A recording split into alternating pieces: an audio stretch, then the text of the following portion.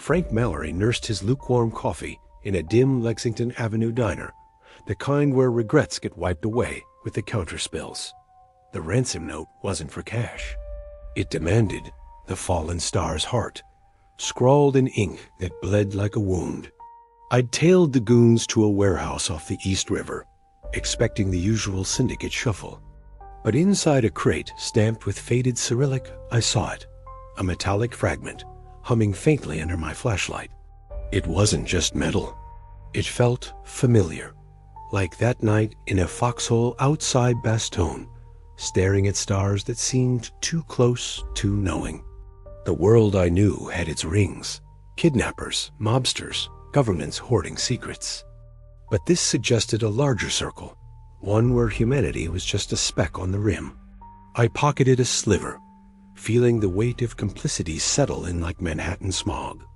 Maybe redemption wasn't about solving cases, but choosing which truths to bury. The artifact's hum still echoed in my veins as I leaned against the warehouse door. The city felt like a stranger's coat. I needed help, so I phoned Elara.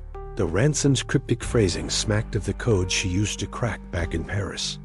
She materialized from the fog like a half-remembered dream, her eyes scanning the scene with a cartographer's precision. "Frank," she said, her voice a remnant of resistance whispers.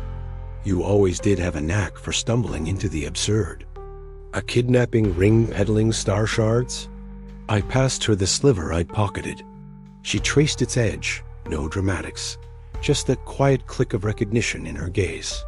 She noted how the smugglers' network mimicked the underground railroads of occupied Europe, where aliens were just refugees. Together, we pieced it together. A UFO crash artifact, funneled through black market veins pulsing with immigrant desperation. The kidnappers were using it for leverage in a game bigger than ransom.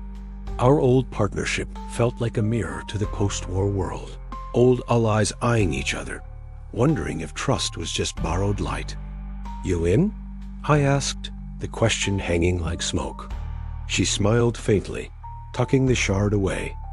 For old time's sake, and perhaps to remind ourselves we're not as alone as we pretend.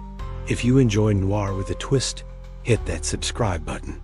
You won't want to miss where this investigation goes. Thanks for watching.